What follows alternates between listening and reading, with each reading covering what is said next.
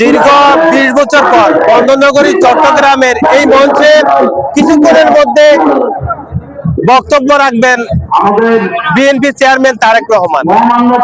তবে একেবারে সাতসাস রব গত এক সপ্তাহ যাবৎ চট্টগ্রাম, পুরো চট্টগ্রাম বলতে গেলে এই মঞ্চে নির্বাচনী বক্তব্য রাখবেন এবং নেতাকর্মীদের দিক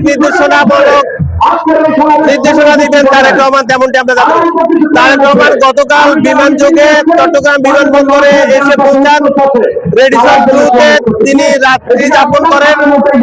সকাল 10:30টায় তার একটি কনফারেন্স রয়েছেন, যেমনটি আমরা জেনেছি রেডিসন ব্লুতে।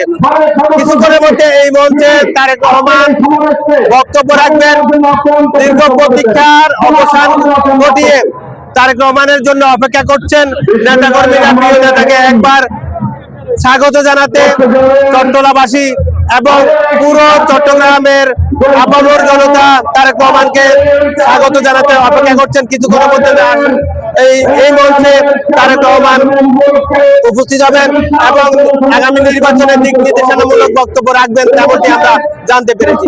এই ছিল আমার কাছে চট্টগ্রামের ফলগ্রাউন্ড মাঠ থেকে সর্বশেষ।